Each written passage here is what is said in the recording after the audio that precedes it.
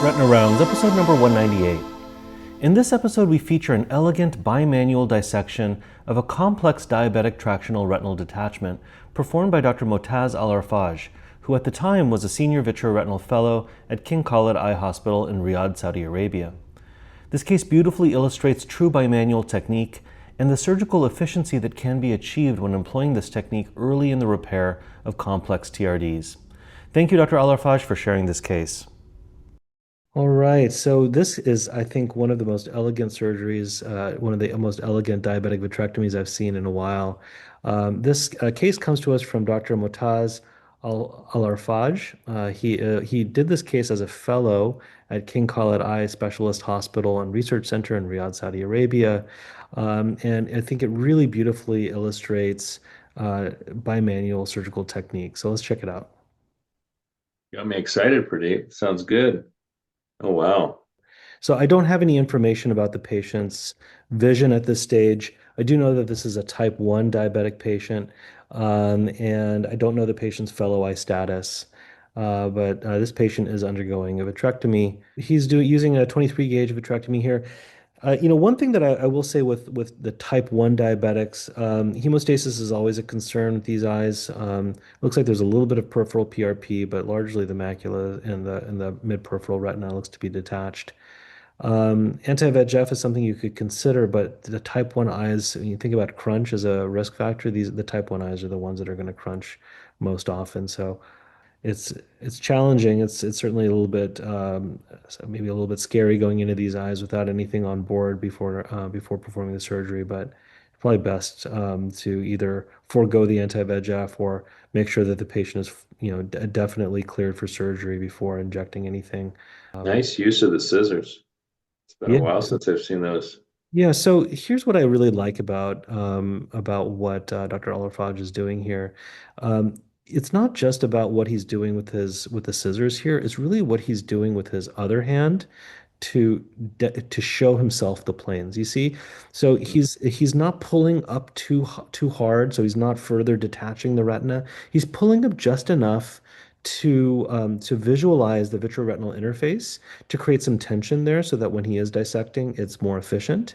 And then he's with his scissors hand, he's doing one of two things. He's either keeping the scissors closed and almost using it like a pick to kind of dissect through planes, and then when he sees something, an actual peg that he needs to cut, then he's opening it, straddling that peg, and then cutting. But I really like the way that he is using his second hand, his left hand here, to hold these membranes, because I think he's doing a good job of showing himself the plane to make his job a lot easier. And I also like the fact that he went to this bimanual technique early. I think this is a complex case, and it's probably going to take a while to do all the dissection. And in these cases, if you're good at bimanual, as this surgeon clearly is, it's far more efficient to just go to bimanual technique early on instead of trying to struggle with just using the cutter. What's your thought here? Not everybody likes bimanual technique or going to it at an early stage. What do you prefer here? He's doing a beautiful job. He's making me a believer in it. I'm not quick to go to bimanual technique myself, but very nice dissection, like you said, using your offhand, which for a lot of our trainees and fellows are not left-handed, so they're not as adept at being bimanual with their instrumentation, but doing a really nice job of showing yourself the planes, where to dissect, and as you said, using the scissor for its dual functionality here, whether it's you're cutting or whether you're just kind of doing kind of blunt dissection with the tips closed. Doing a very, very nice job here. Um, I think the key in, thing here too is from the beginning, he got into the right surgical plane. He knew where the vitreoretinal interface was.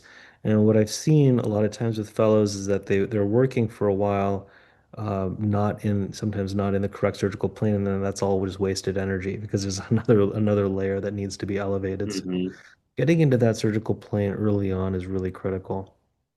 Obviously these are going to be longer cases. You start doing bimanual dissection, you're adding to your surgical time too as well too. And for an eye that looks frankly quite ischemic, you're balancing, as you said, IOP and hemostasis control, but really pay attention to the patient's blood pressure while they're on the table during surgery, making sure they're not getting too hypotensive, that you're not snuffing out the nerve from extended periods of elevated IOP. These are very, very frail retinas, and you may get a beautiful anatomic outcome, and the vision's no different, and it can sometimes be worse if you lost all the blood supply. Yep, that's a great point. Now here's a step that I don't routinely do. He's actually peeling the ILM from the macula. This is obviously detached macula, makes it a little bit more challenging.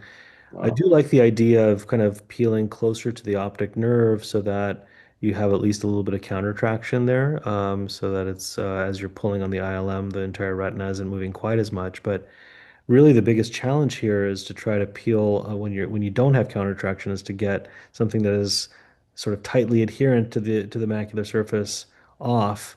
And I don't know if it's really necessary to do that in this particular case. What do you think? Yeah, I think this is probably a little extra. I think it's doing a really nice job of it, but peeling in this degree of a detachment, especially when you have likely ischemic atrophic tissue underneath, everything's weighing potential risk benefit here. The last thing you want to do is start creating breaks doing your peeling. And I'm not sure if we have any idea what that macular status was before all this happened, but I'm not sure it's entirely necessary on this first surgery. Sometimes if you're putting in, I don't know if they're going to put in oil or gas or what, but if it's oil, you sometimes consider the peel subsequently when the oil's coming out. Can see he's doing a little bit of laser around this peripheral retinal break. Obviously, still needs to add in some PRP. Now, as we think about what tamponade agent we're going to use, well, what would be your preference in this particular case? Clearly, a very thorough dissection has been performed. The hyaloid is up. He's using, looks like 1,000 centistoke oil. What would be your preference here? I tend to opt for oil, I think, in these cases. Also, I think the fellow eye status plays a huge role. You don't even know if this may be the patient's better seeing eye, and that's why they did the surgery. And if that's the case, I'm definitely putting oil in, unless, it's a discussion you have with these patients, how fine or motivated they're going to be to not essentially be functioning for a long period of time if this is their better seeing eye with gas. Um, but I think oil would be fine here. Yeah, I What think from about what yourself? you mentioned, fellow eye status is going to be really important. If I can use gas, it's my preference. I think in this particular case, if this was the better seeing eye and you had to use oil or they're traveling or something like that, certainly Wow, possible. looks Look at that great. outcome. Isn't that amazing? Uh, Yeah, it's very nice, beautiful. from a completely crunched a preoperative macula to just really a very pristine looking post-operative picture. And to your point earlier, he was using tamponade pressure to achieve hemostasis, but this nerve actually looks to be pretty well perfused. I agree. Interested to see what the macula looks like, but this certainly, it almost doesn't look like the same eye. It's really amazing. These young type ones, when they get PDR and TRDs, they can be really nasty, difficult cases. So 10 out of 10 job taking care of a very challenging case. Yeah. Great case. Thanks for sharing that. Congratulations, and also really nice demonstration of bimanual technique. Thanks for sharing that.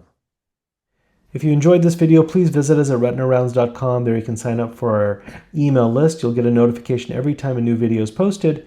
And if you have an interesting video or a tip or trick that you'd like to share, please follow the links on our website and you can upload your video there. Thanks so much for watching.